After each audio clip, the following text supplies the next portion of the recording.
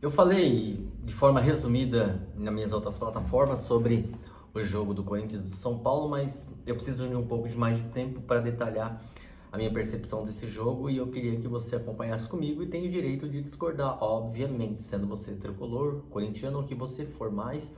Alguns fatos precisam ser colocados aqui, tá bom? Esse é o canal Aleatório de Tudo, etc.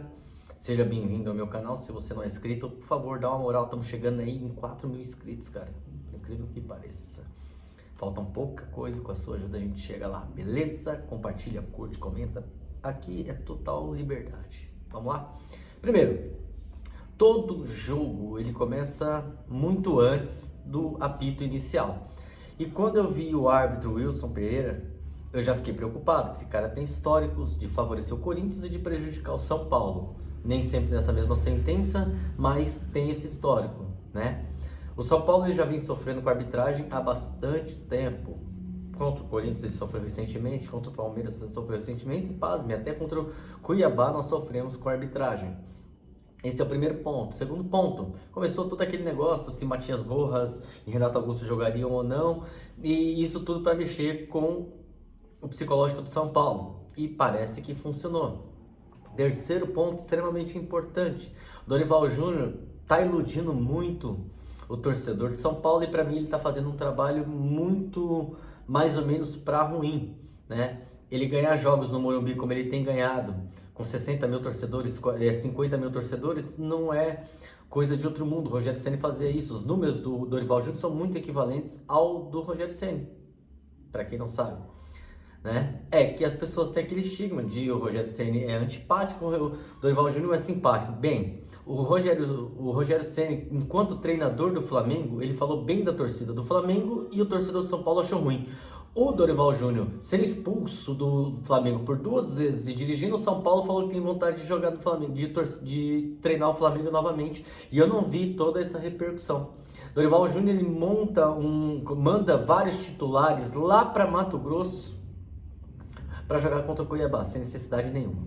Poderia ter forçado o cartão amarelo de alguns atletas para que eles não enfrentassem o jogo contra o Bahia. Também não fez isso. Expôs alguns atletas importantes para o elenco, assim como o Luciano, o Calheri, e o Calheri já vem machucado na lombar há muito tempo e ainda assim ficam insistindo em colocar ele em campo. O São Paulo tem muito atacante que poderia estar jogando. O próprio DVD está jogando muito bem e não sei por que o Dorival Júnior não coloca ele. O Pato fez um excelente jogo contra o Santos e não está sendo jogado. Não está sendo relacionado para ser, pelo menos jogar 15, 20 minutos. Também não estou entendendo. Né? Um outro fator que para mim é extremamente importante.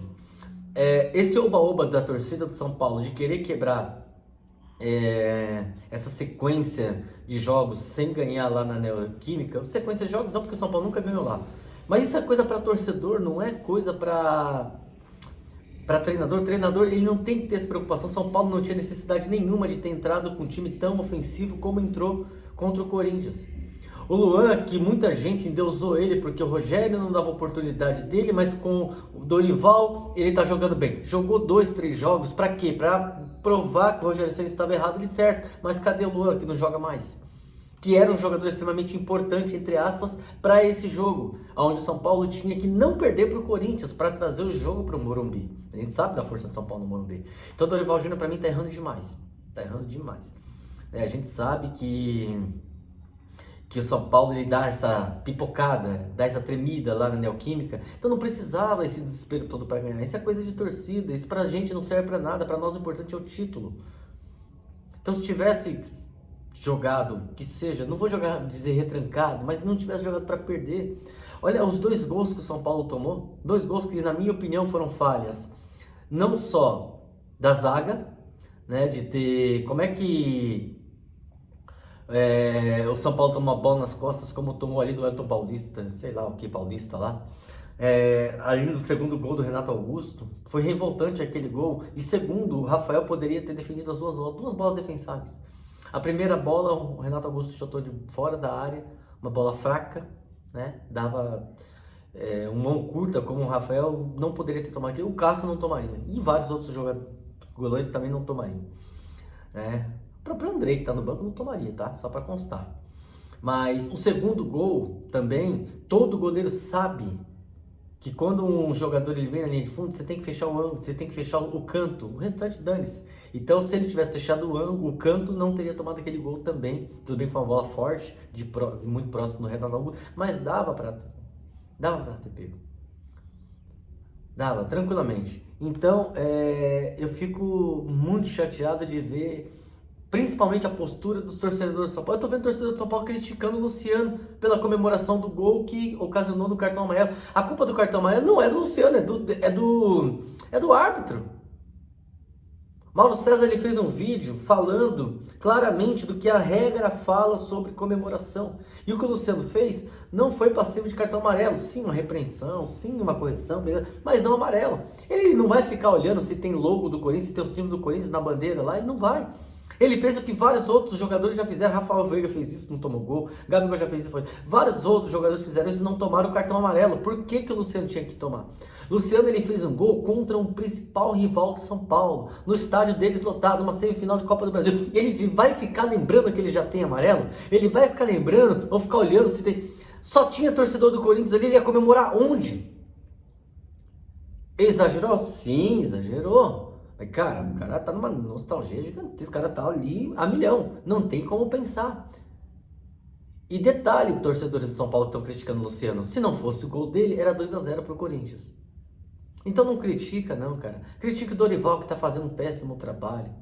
Péssimo não, mas tá fazendo um trabalho regular pra ruim, não bom. Olha quantos jogos que o São Paulo ganhou no Campeonato Brasileiro. Fora de casa, nenhum. Olha como o São Paulo tem se comportado fora de casa, perdendo até pra Cuiabá. Então, tinha que ser muito otimista achando que o São Paulo ganharia. Então, às vezes tem que ter o pé no chão. Em 2017, o Hernanes, o São Paulo jogando contra o Palmeiras, o São Paulo ganhava de 1-0 e o São Paulo tomou a virada do Palmeiras, em 2017. Hernanes, ele falou, o São Paulo precisa aprender que tem jogos que não precisa ganhar. O que ele quis dizer? Tem jogos que não tem problema em empatar. Isso faz parte. Né? Esse negócio do Dorival falar que nós estamos brigando por todos os títulos, eu sou torcedor do São Paulo desde o ano de 1989. Pra mim, São Paulo não vai cair no Brasileiro, então dane-se brasileiro. São Paulo pode ganhar a Sul-Americana, que é o que tá mais relativamente fácil. Não sei, porque se enfrentar o Corinthians de novo na semifinal, vai pipocar de novo lá na Neoquímica, e aí? Então, pra mim, a prioridade de São Paulo tinha que ser a Copa do Brasil. Então, fizesse um time redondinho, para não perder pro Corinthians lá. Uma coisa que é engraçada é que o Corinthians ele só tem 2 atletas decisivos. Um chama-se Renato Augusto, né? E o outro Roger Guedes. Só precisava marcar esses 2, pronto, acabou o Corinthians. Marca isso, acabou o Corinthians. Pegava o Luan, deixava lá, ó, você vai grudar, igual era antigamente. Você vai grudar, esse negócio de marcar por zona é idiotice. Você vai grudar no Renato Augusto. Não vai deixar ele jogar. Pronto, acabou o Corinthians. Você vai pega um cara, ó, você vai grudar o Roger Guedes. Pronto, acabou o Corinthians. Para com esse jogo, 2 atletas, não tem Corinthians mais.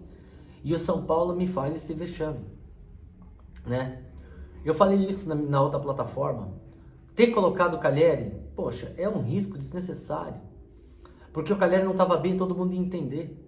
E aí o que acontece? Coloca o Calheri sai do jeito que saiu. Imagina o psicológico dos outros atletas de verem o principal jogador do time saindo. Se ele não entrou, beleza. Mas ver ele saindo que não é legal. E aí vai lá e coloca o Juan. O Juan é um menino que tem um baita no futuro, muito promissor. Mas ali não era jogo para ele. Principalmente porque o Juan ele joga na mesma posição que o Luciano. Quem tinha que ter entrado ali era o DVD. Ele sim deveria ter entrado. Então, gente, não estou otimista. Sabemos que podemos reverter lá no Morumbi, claro que sim. Mas se for pro pênalti, cara, quem vai ter paz sabendo que você vai enfrentar o Cássio nos pênaltis? Você imagina, esse jogo acaba 2-1 pro São Paulo, 3-2 pro São Paulo, 1-0 pro São Paulo e tem que ir pros pênaltis. Eu não sei se eu tenho estômago para aguentar isso, não sei se eu tenho estrutura para aguentar isso, não. Ontem no jogo, eu juro pra vocês, eu fiquei o dia inteiro ansioso esperando o raio do jogo e a hora não passava. E aí fui num monte de compromisso, fui num monte de lugar, tinha alguns compromissos, tal. Não tive condições de trabalhar, não por causa do jogo, obviamente, né? Mas por conta de alguns outros compromissos. E E eu não parava, cara. Aí eu fui treinar e ficava lá pensando o tempo todo. Cara, na hora que deu 9 horas da noite, pronto, aí eu desliguei tudo, parei tudo, falei, agora pode o mundo acabar aqui. Aí começam meus vizinhos aqui do condomínio fazer barulho quando o Corinthians fez o gol. Porque eu assisto no streaming genérico, então tem um delay aí de uns 2 minutos. Então quando o Corinthians fez o primeiro gol, que meus vizinhos aqui, que tem uma comunidade aqui próximo da minha casa, eles começaram a comemorar, eu fiquei louco, pô, o Corinthians fez gol. E a jogada não tinha nada de gol. E eu que tava vendo com um delay de 1 a 2 minutos. Quando o São Paulo fez gol, aí eu rebentei. Eu e o pessoal aqui do prédio do condomínio começamos a gritar igual doido. Minha vizinha de prédio aqui, ela gritava numa janela, eu gritava na outra. Mas aí quando tomou o segundo gol, cara, acabou. Acabou. Eu só sabia xingar o Dorival. Não sabia fazer mais nada. Mas vamos torcer para que a gente possa reverter isso aí. Não acredito muito, mas quem sabe, né?